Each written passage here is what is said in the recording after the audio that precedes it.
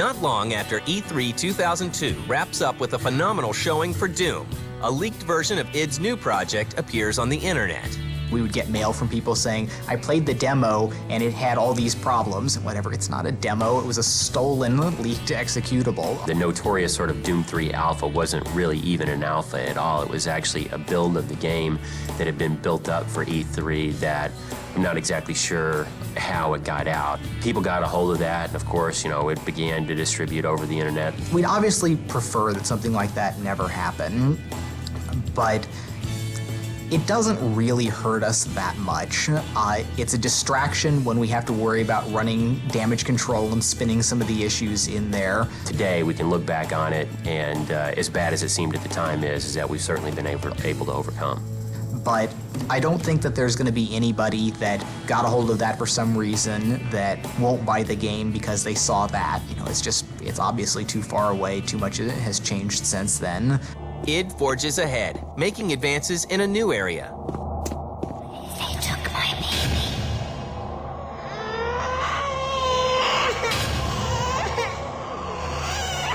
Audio in our games has always been, clearly second fiddle to rendering. But as computers have gotten faster and faster, that couple percent that we devote to audio has gotten more and more capable. One thing that we've done in Doom 3 that's very cool is we have a true 6-channel surround sound. And that gives us the ability to have sound and audio cues that happen around the player. So like, for instance, if a demon is sneaking up behind you, you can hear them. You're walking through a dark corridor and you'll hear whispers that circle you. It really kind of gets the player into the game because they're like in a wave of sound. And Chris Vrenna, the former drummer for Nine Inch Nails, is brought in to lend his talent to the music in Doom 3.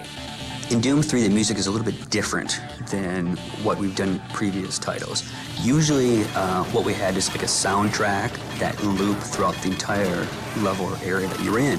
But in Doom 3, what we try to do is kind of make the world around you almost musical in its ambient sense. It's all kind of very, very different, very fluid, very changing and unique.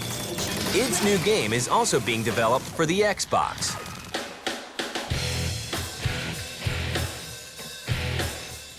The original core rendering decisions for Doom were influenced very specifically by the capabilities of the Xbox. We knew at the time what the Xbox was going to be like coming out, and the rendering of what we do with geometry and surfaces and textures and all that was crafted around something that was going to be efficient on the Xbox. One of the great things about the Xbox is the technology in the Xbox is very similar to the technology that John looked at when he architected the engine. So all the features that you see in the PC version will be in the Xbox version. The dynamic lights, the physics, the bump mapping. Now, of course, there will be things that are different, but I believe that people that don't have a PC that have an Xbox will still be able to enjoy what the PC people will be raving about. Doom 3 is shown again at E3 in 2003 and 2004. Each time it appears, attendees are awed. Work on the game begins to wrap up. I'm sure it's going to be a huge release when everything gets out here, but everyone should be really looking forward to getting the game out on the shelves because the response should be just really phenomenal. Every gamer on the planet right now wants to get their hands on Doom 3. What I've been most proud of in Doom is the way that the technologies all kind of come together and really provided a seamless experience, whether you're playing the game, searching, fighting the monsters, or interacting with the GUIs. It's all come together to be a very nice kind of seamless package for the player. The thing that makes me the happiest is when people come to id, they play the game and they say, you know what, that was great. It was better than I thought it was going to be. And before Doom 3 is even out the door, the team at id is already looking to the future. We have decided we're not going to go back and do a Doom 4 or another Quake game, which is, Quake 4 is already in development at Raven, and Return to Castle Wolfenstein, basically the sequel to that, is a project that's already in the works at another studio as well. So our job will be making something new, and we've decided we're going to do a new IP, a new brand for id. After any project, I've usually got a pretty big list of technologies to explore. There's other just wild research ideas that I'm going to be pursuing on there.